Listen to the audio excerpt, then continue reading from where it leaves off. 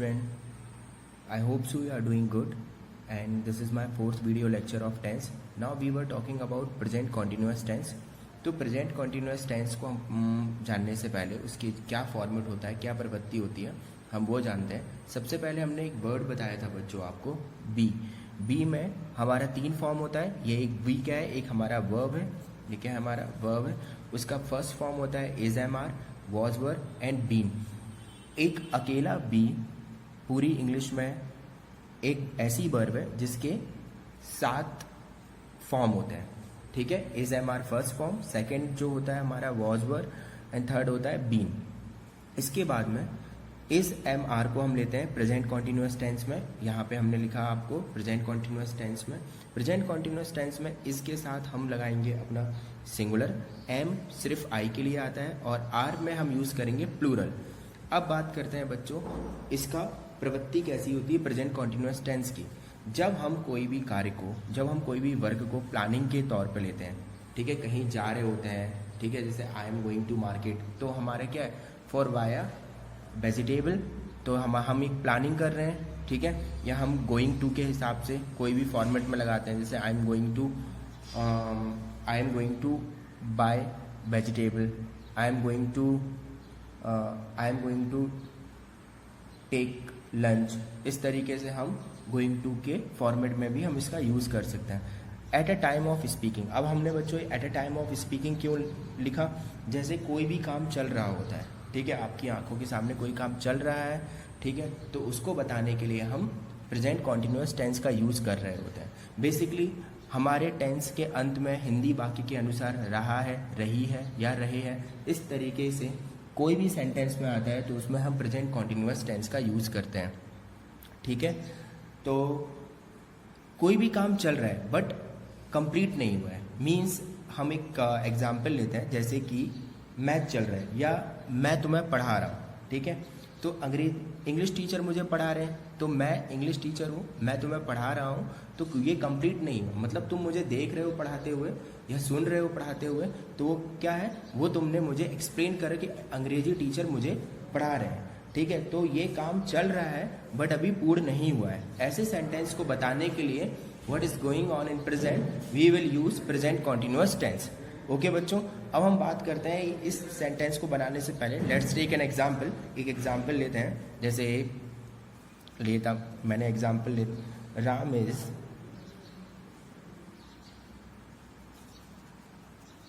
Ram is taking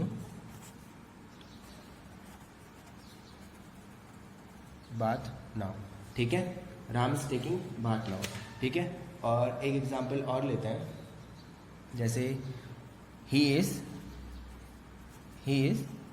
sleeping, ठीक है। दोनों एग्जाम्पल को बड़े गौर से समझो। जैसे कि कोई काम है, वो चल रहा है, राम क्या कर रहा है, नहा रहा है, ठीक है। वो काम तुमने मतलब at a time of speaking तुमसे पूछा गया वो क्या कर रहा है, तो तुमने बताया, बट वो काम अभी पूर्ण नहीं हुआ है, ठीक है। ही इज स्लीपिंग, वो सो रहा है, ठीक है। इस तरीके से जिसमें आईएनजी के फॉर्म में जो सेंटेंस होते हैं, जो हमारी वर्तमान स्थिति को बताने के लिए, जो हमारे वर्तमान में क्या चल रहा है उसको बताने के लिए हम बेसिकली प्रेजेंट कॉन्टिन्यूस टेंस का यूज करते हैं, ठीक है। अब थोड़े बहुत एग्जाम्पल और लेते हैं बच्चों, जैसे एक एग्जाम्पल लेते हैं, जैसे मैंने लिखा going to, I am going to get him beaten, मैं उसे पिटवाने जा रहा हूँ, ठीक है, मैं उसे पिटवाने जा रहा हूँ, ठीक है। या मैं अपने पापा से घड़ी खरीदवाने जा रहा हूँ। इस तरीके से खरीदवाने जा रहा हूँ या पिटवाने जा रहा हूँ, इस तरीके से जो हम सेंटेंस का यूज़ करेंगे, तो ऐसे सेंटेंस को भी बनाने के लिए हम प्रेजेंट कॉन्टिन्यूस टेंस का यूज़ करते हैं। किसका यूज़ करते हैं बच्चों, प्रेजेंट कॉन्टिन्यूस टेंस का यूज़ करते हैं। अब बच्चों इसके और भी कुछ एग्जाम्पल है जहाँ पे हम प्रेजेंट कॉन्टिन्यूस टेंस का यूज़ करेंगे, वो हम देखते हैं।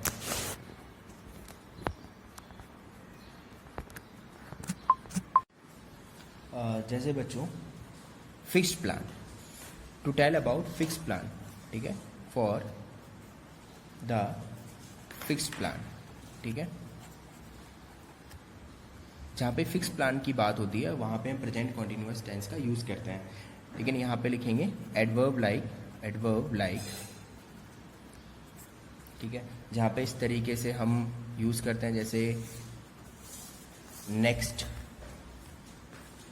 या in the morning, in the evening, in the afternoon, ठीक है, in the morning, tonight,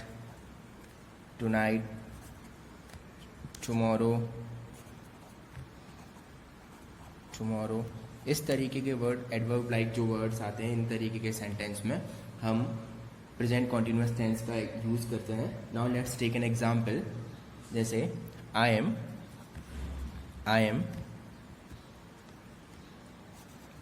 leaving for Agra next Sunday.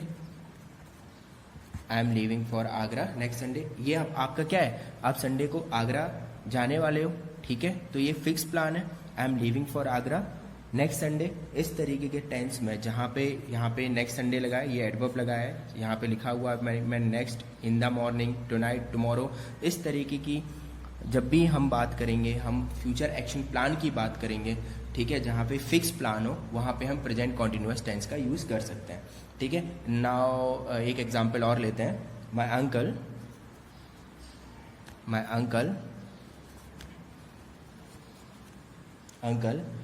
is going to cinema tonight, ठीक है। तो क्या है ये, आज रात में मेरे अंकल क्या है, सिनेमा जा रहे हैं, सिनेमा देखने जा रहे हैं। तो ये क्या है, हमारा फिक्स प्लान है, फिक्स्ड फ्यूचर प्लान है, फिक्स एक्शन है। तो इस तरीके एक्शन बताने के लिए to tell about fix plan तो हम प्रेजेंट कॉन्टिन्यूस टेंस का यूज़ करेंगे। ओके बच्चों, अब हम नेक्स्ट बात करते हैं प्रेजेंट कॉन्टिन्यूस टेंस के कुछ एक्सेप्शन केस देखते हैं बच्चों, जहाँ पे हमें आईएनजी फॉर्म, कुछ ऐसे वर्ड होते हैं जहाँ पे हम आईएनजी फॉर्म नहीं लगाना होता है, या आईएनजी फॉर्म लगाने से उन वर्ड्स का मतलब बदल जाता है। तो कुछ ऐसे वर्ड्स मैं आपको बताता हूँ, वो क्या वर्ड्स होते हैं। तो बच्चों वो क्या वर्ड्स होते हैं, जैसे एक वर्ड मैंने आपके सामने लिखा हियर, ठीक है, एक वर्ड लिखा हियर मतलब क्या होता है, सुनना। बट अगर इसको हम आईएनजी फॉर्म लगाते हैं इसमें, हियरिंग, ठीक है, तो इसका क्या है, इसका मीनिंग बदल जाता है। हियरिंग मतलब होता है बच्चों सुनवाई करना। अभी हम इसको टेंस में यूज करेंगे, किस तरीके से दोनों मतलब हो गया। हियरिंग सुनना, जो तुम्हें सुनाई दे रहा है, ठीक है। हियरिंग मतलब सुनवाई करना, जो जज सुप्रीम कोर्ट में जो फैसला सुनाता है, जो डेट देता है, ठीक है, तो उसको बोलते हैं हम हियरिंग। हियर मतलब होता है सुनना, ठीक है। जैसे बच्चों एक वर्ड होता है थिंक मतलब होता है सोचना, और इसमें आईएनजी लगा देंगे अगर थिंकिंग में, तो इसका मतलब होता है बच्चों विचार करना, ठीक है। दोनों ही मीनिंग क्या है, अपोजिट है। Meaning gets change in continuous tense. जब हम कॉन्टिन्यूअस टेंस की बात करेंगे तो हमारा क्या है, मीनिंग क्या है, बदल जाएगा। Now let's take an example. Suppose मैंने लिखा बच्चों यहाँ पे, ये काफ़ी कॉम्प्लिकेटेड टेंस होता है, ये कॉमन एरर्स में कई बार पूछे जाते हैं, ठीक है, जो हमेशा आम बोलचाल की भाषा में कुछ लोग गलत कर देते हैं इन टेंस को। जैसे एक एग्जांपल मैंने लिखा आप लोगों के सामने, आई एम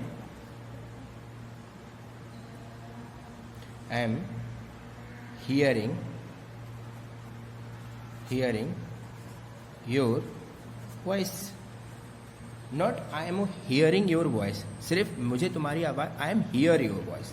तो यहाँ पे क्या होगा बच्चों, ये हमारा हो गया हियर योर वॉइस, ठीक है। अगर हम जज के रूप में बात करें जहाँ पे हम लगाएंगे हियरिंग, तो ये होगा हमारा टेंस, द जज is hearing this case today, ठीक है। या नेक्स्ट एग्जाम्पल लेते हैं। सपोज मैं एक एग्जाम्पल लेता हूँ, मैं आज की रात तुमसे मिलने आ रहा हूँ, मैं आज की रात तुमसे मिलने आ रहा हूँ, ठीक है। तो इसमें क्या होगा, I am seeing you tonight. See का मतलब होता है बच्चों देखना, सीइंग का मतलब होता है अगर आईएनजी फॉर्म लगा है वहाँ से मिलने जाना। तो ये क्या होता है, ये वर्ड्स इस तरीके के होते हैं, तो थोड़े जब भी हम आईएनजी फॉर्म में इनका यूज़ करते हैं तो इनका मतलब बदल जाता है, meaning gets change in a continuous tense. अब हम बच्चों बात करते हैं नेक्स्ट किस तरीके से और वर्ड्स होते हैं जिनका हम इस तरीके से यूज़ करते हैं। ठीक है, जैसे प्रेजेंट कॉन्टिन्यूअस टेंस का यूज़ हम ऐसे भी, जो वर्तमान स्थिति होती है हमारी, जो प्रेजेंट की स्थिति होती है उसमें ग्रेजुअल इंक्रीजिंग या डिक्रीजिंग का हमें फॉर्म दिखाना हो तो वहाँ पे हम प्रेजेंट कॉन्टिन्यूअस टेंस का यूज़ करेंगे।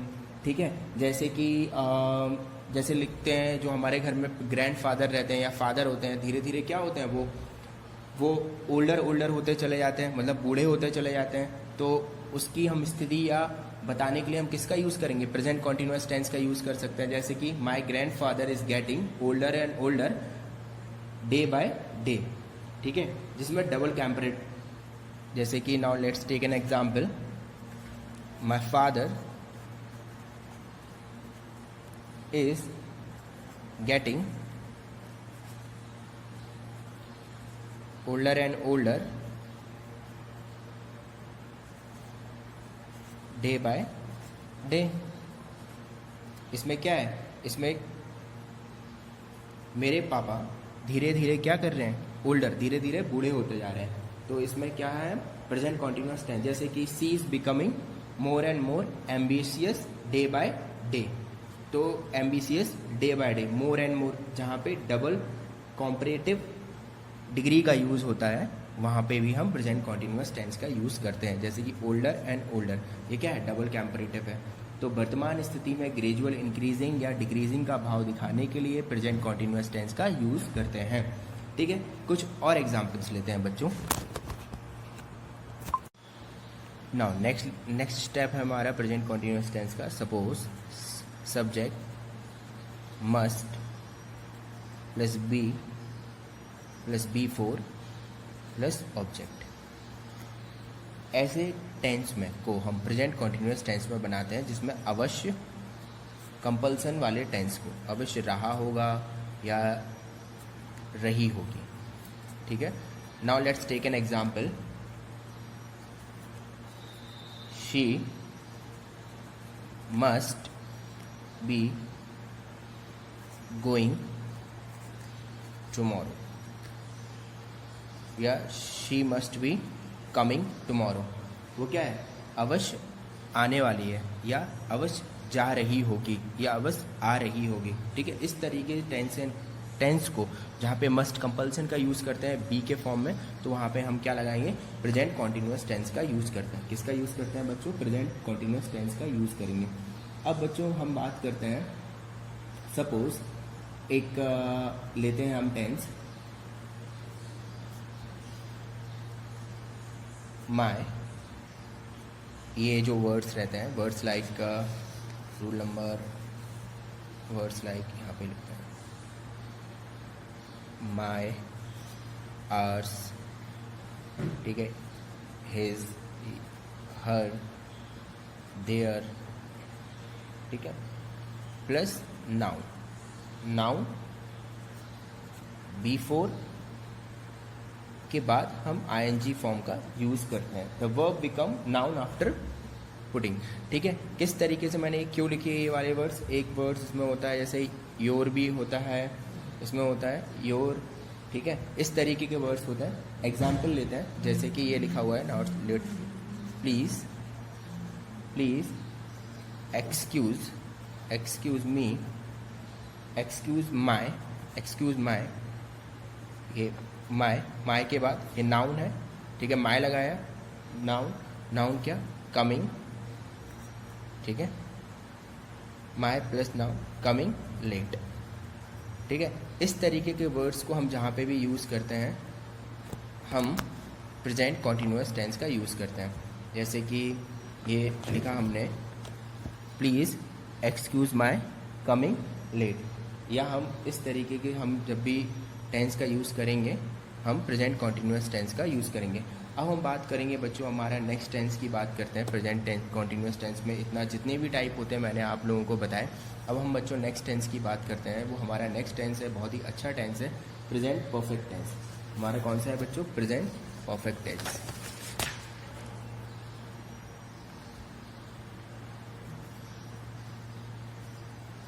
Present perfect tense. अब बच्चों प्रेजेंट परफेक्ट टेंस में हम बात करते हैं, एक हमारे पास बहुत अच्छा वर्ब है हैव।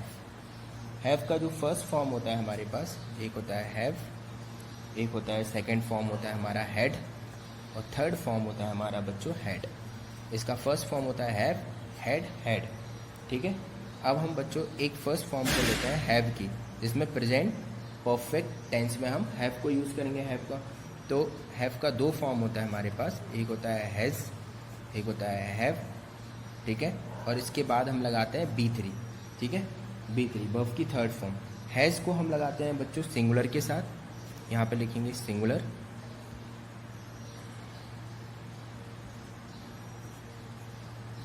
और हैव को लगाते हैं बच्चों प्लूरल के साथ। बस अभी तक हमने ये पिक्चर क्लियर की। हमने ये नहीं जाना प्रेजेंट परफेक्ट टेंस क्या होता है। अभी इसके बाद पहले हम जानने से पहले एक हमने वर्ब को जाना, जो हमारे पास एक बहुत अच्छा शब्द आया हैव।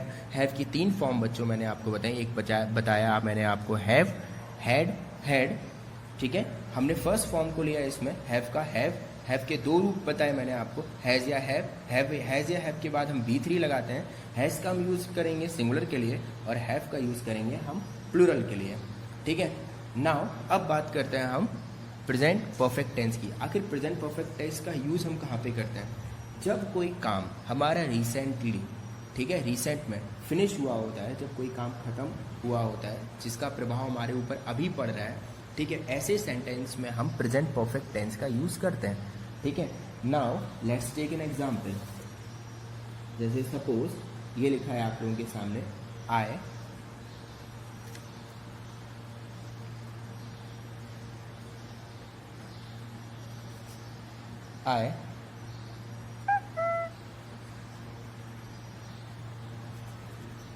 have just finished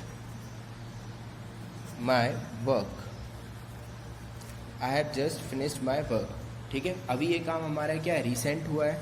ठीक है। तो इस तरीके के सेंटेंस में जो भी हमारा काम जस्ट इस तरीके से, जस्ट, नाउ, इस तरीके के वर्ड आए, ऑलरेडी, तो हम वहाँ पे प्रेजेंट परफेक्ट टेंस का यूज़ करते हैं। अभी हम और एग्जाम्पल से इसको समझते हैं।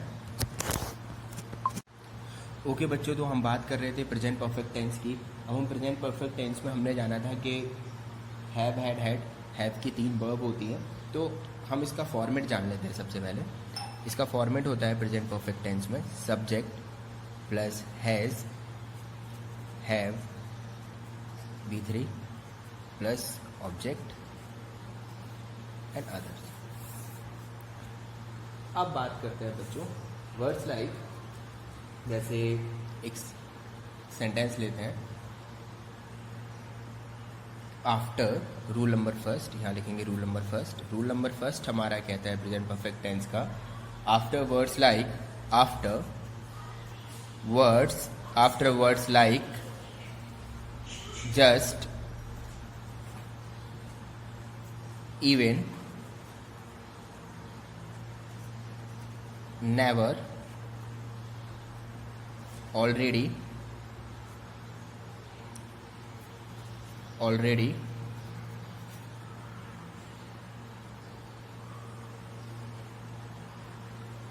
always, use B3। ये जो सारे वर्ड्स हैं, just, ever, never, already, always, इन सभी के बाद हम क्या लगाएंगे? B3 लगाएंगे। और इनको हम किस में यूज़ करते हैं? इसको हम यूज़ करते हैं प्रेजेंट परफेक्ट टेंस में। Now let's take an example. Suppose I have just finish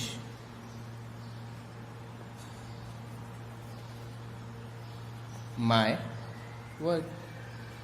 इसका क्या मतलब हुआ? मैंने अभी अपना काम समाप्त किया है, मतलब कोई काम हमारा क्या है, रिसेंट में हुआ है। तो ऐसे सेंटेंस में का हम जब भी यूज़ करते हैं रिसेंट के काम को बताने के लिए, वहाँ पे हम क्या यूज़ करते हैं, वहाँ पे हम यूज़ करते हैं प्रेजेंट परफेक्ट टेंस। जैसे कि I have just finished my lunch, ऐसे भी बोल सकते हैं हम, I have just finished my homework.